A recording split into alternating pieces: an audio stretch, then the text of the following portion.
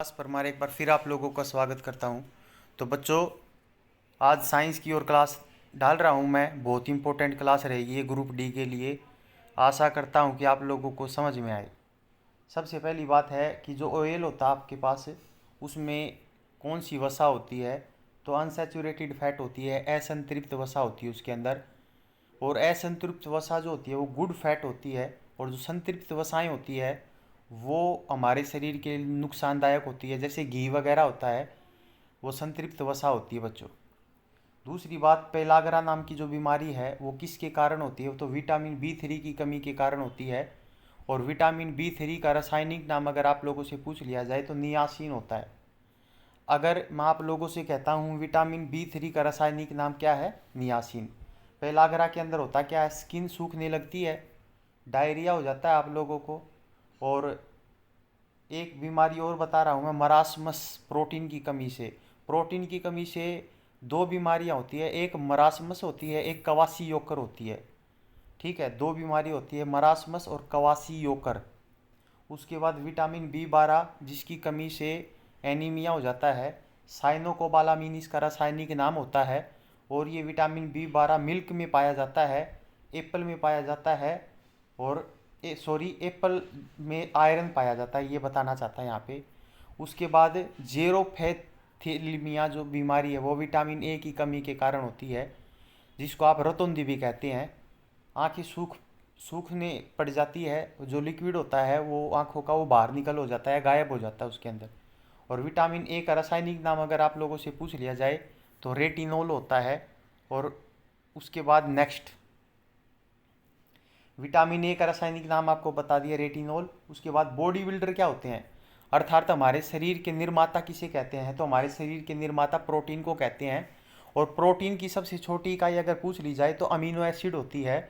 20 amino अम्ल मिलकर एक प्रोटीन का अणु बनाते हैं। प्रोटीन के अंदर क्या क्या होता है? कार्बन होता है, हाइड्रोजन होता है, ऑक्सीजन होता है और नाइट्रोजन होता है। वहीं अगर कार्बोहाइड्रेट में पूछ लिया जाए तो केवल कार्बन, हाइड्रोजन और ऑक्सीजन होता है। और वो भी रेशो क्या होता है? 1:2:1 का रेशो होता है। इसमें नाइट्रोजन एक्स्ट्रा हो जाती है, इसलिए प्रोटीन है ये। और ये हमारे शरीर के क्या होते हैं? निर्माणकर्ता होते हैं। हमारे शरीर की ग्रोथ प्रोटीन के कारण ही होती है। 1 ग्राम अगर प्रोटीन खाते हैं तो आपको लगभग 5.3 कैलोरी ऊर्जा, 4.3 कैलोरी ऊर्जा मिलती है। यहाँ पे 4.3 कर लेना बच्चों। उसके बाद जो फैट है, जो लिक्विड फैट होती है उसे ऑयल कहते हैं। ये तो आप लोगों को पता ही होगा कि जो लिक्विड फैट होती है उसको तो ऑयल कहते हैं। और अगर सॉलिड फैट जो होती है उसको अगर लिक्विड में बदलना है तो आपको 20 डिग्री सेल्सियस तापमान की ज़रूरत होगी। ठीक है, तो जो मक्खन होता है वो संतृप्त वसा होती है, सैचुरेटेड फैट होती है वो। उसके बाद बताना चाहता है कि विटामिन ई में, विटामिन ई इसकी कमी से नपुंसकता होती है बच्चों। और इसको एंटी सेट्रियल विटामिन कहते हैं, एंटी सेट्रियल विटामिन कहते हैं। अगर विटामिन ई की पूर्ति हो जाएगी तो नपुंसकता खत्म हो जाती है। उसके बाद नेक्स्ट पॉइंट है, यूट्रस जो होता है इसमें बच्चा ग्रो करता है और ओवरी और ओवम निकालता है। ओवरी जो है वो क्या निकालती है? ओवम। और जो स्पेनिस होता है वो निकालता है सपम। और जब ओवम का और सपम का कम्बिनेशन होता है तब बनता जाइगोट, युग्मनज। एक ये यूट्रस के अंदर ही पाया जाता है एमनियोटिक फ्लूइड। ये एमनियोटिक फ्लूइड है, इससे गर्भधारण भी चेक किया जाता है कि लड़का है या लड़की। जो गैर कानूनी है इसी एमनियोटिक फ्लूइड से चेक किया जाता है। और लेकिन इसका पॉजिटिव वे में यूज़ कब क्या होता है? इसमें गुणसूत्र पाए जाते हैं, क्रोमोसोम पाए जाते हैं। तो क्रोमोसोम में अगर कोई दिक्कत आती है तो इस फ्लूइड को ही लिया जाता है, इसे एमनियोसेंटेसिस कहते हैं। इस फ्लूइड से ही चेक किया जाता है कि बच्चे के गुणसूत्र में कोई दिक्कत है, क्रोमोसोम में कोई दिक्कत है या नहीं। लेकिन इसका मिस यूज भी आजकल होता है। उसके बाद दांत दो प्रकार के होते हैं, वैसे तो मैं आपको बता देता हूँ, परमानेंट दांत और नॉन परमानेंट दांत, स्थायी दांत और अस्थायी दांत। तो लेकिन आप लोगों से जो एग्जाम में पूछा जाएगा कि जो मिल्क के दांत होते हैं वो कितने होते हैं? 20। और जो एडल्ट के अंदर होते हैं वो 22। इनको कैसे है वो मैं आपको बता देता हूँ। सबसे पहले इंसीजर्स होता है, उसके बाद कैनाइन होता है, उसके बाद प्रीमोलर, उसके बाद मोलर। ठीक है, इसको बांट दो 2:1:0:2। इसका मतलब पेपर में अगर आप लोगों से पूछ लिया जाए कि जो बच्चा है उसको कौन से दांत नहीं होते तो उसको प्रीमोलर नहीं होते बच्चों, ये याद रखना। 0 होता प्रीमोलर। उसके बाद अगर मैं आप लोगों से कहता हूँ अडल्ट में, यहाँ पे 2 तो सेम हो गया, 1 भी सेम हो गया, लेकिन 0 की बजाय यहाँ पे 2 आ जाता है और ये 3 आ जाता है मोलर।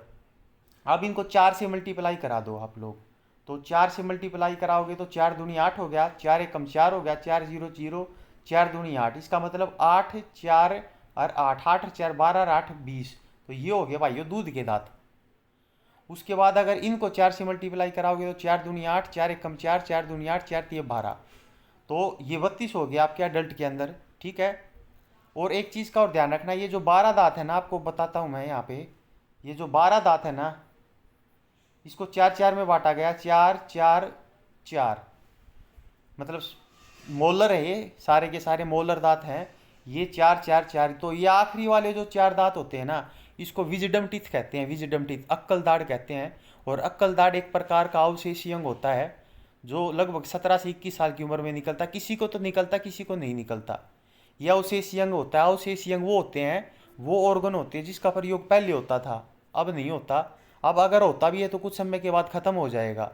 एग्जाम्पल की अगर मैं बात करता हूँ तो एक अपेंडिक्स होती है, अपेंडिक्स एक प्रकार का अवशेषी अंग होता है। एक टेल बोन होती है जिसको कोकियक्स कहते हैं, टेल बोन हो गई, विजिडम टीथ हो गई, अक्कल दाढ़ हो गई, और एक होती है आपकी निकटेटिंग मेम्ब्रेन होती है, और एक जैकोब ऑर्गन्स। ये सारे के सारे अवशेषी अंग होते हैं बच्चों, एग्जाम में आ चुकी है बातें सारी।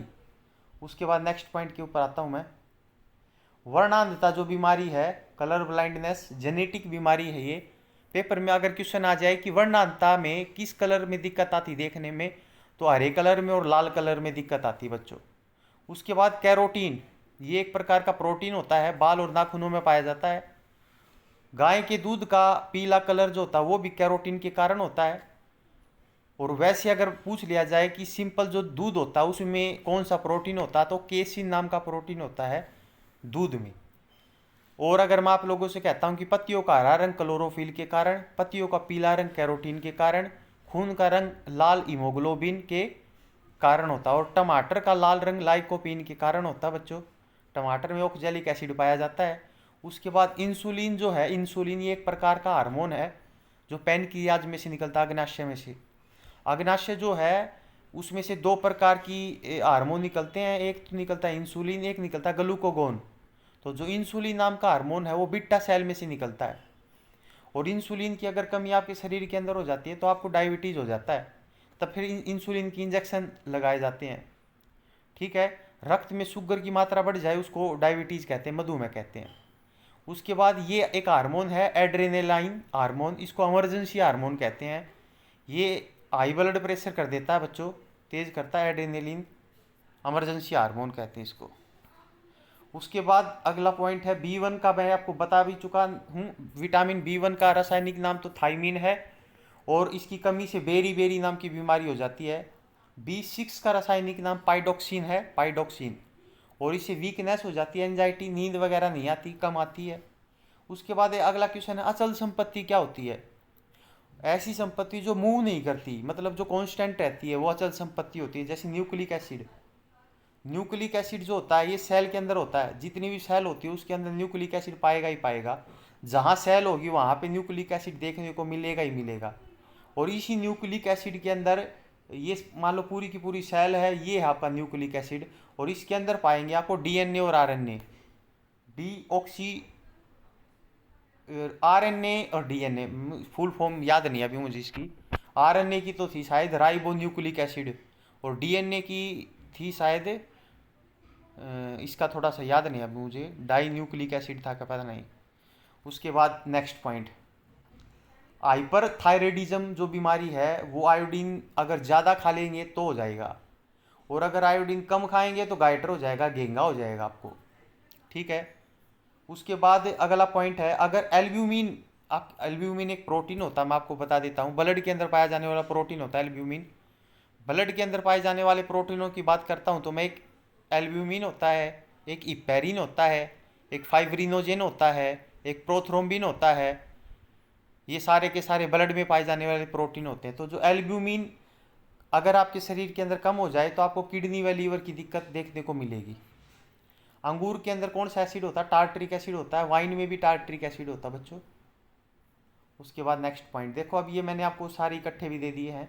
विटामिन बी का रासायनिक नाम साइनोकोबालामीन, विटामिन B1 का रासायनिक नाम थियामीन, बेरी बेरी नाम की बीमारी हो जाएगी इसकी कमी से। विटामिन B12 का साइनाकोबालामीन, विटामिन B3 का नियासिन, पेलाग्रा नाम की बीमारी हो जाएगी इसकी कमी से। विटामिन B6 का रासायनिक नाम पाइडोक्सिन, वीकनेस आ जाएगी, एंजाइटी हो जाएगी। विटामिन B2 का रासायनिक नाम राइबोफ्लेविन होता है बच्चों। नेक्स्ट पॉइंट बोलता है कि जो आभासी फल होते हैं वो क्या होते हैं। पहले तो आभासी फल मैं आपको बता देता हूँ। आभासी फल होते कौन कौन से। तो एक तो एप्पल है, सेब आभासी फल है, केला है, काजू है, स्ट्रॉबेरी है। सेब, केला, काजू, स्ट्रॉबेरी ये आभासी फल है। ओवरी को ही फ्रूट कहते हैं, याद रखना, जो फ्रूट है वो ओवरी को ही कहते हैं। फ्लावर के किसी भी पार्ट से पैदा हो जाए उसे आभासी फल कहते हैं। देखो, जो अगर ओवरी से पैदा होता है उसको तो फ्रूट कहते हैं, और फ्लावर के किसी भी भाग से अगर कोई पार्ट पैदा हो जाए उसे आभासी फल कहते हैं। ठीक है, जैसे बता दिया एग्जाम्पल, एप्पल, केला, काजू, स्ट्रॉबेरी। उसके बाद पेपर में क्वेश्चन पूछा जा चुका कि गुआवा जो होता है वो किस प्रकार का फ्रूट होता है। तो ये ट्रॉपिकल फ्रूट होता है, जहाँ ज़्यादा बारिश होती है वहाँ पे होता है गुआवा। आम का वैज्ञानिक नाम है मैंगीफेरा इंडिका और ये नेशनल फ्रूट है।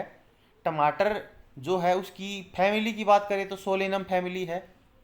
टमाटर सोलेनम फैमिली से है, और टमाटर का लाल लाइकोपर्सिकम, मतलब इसका ये वैज्ञानिक नाम है टमाटर का सोलेनम लाइकोपर्सिकम। टमाटर में ऑक्जेलिक एसिड पाया जाता है। टमाटर का लाल रंग लाइकोपीन के कारण होता है।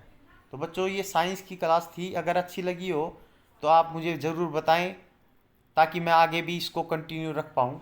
धन्यवाद।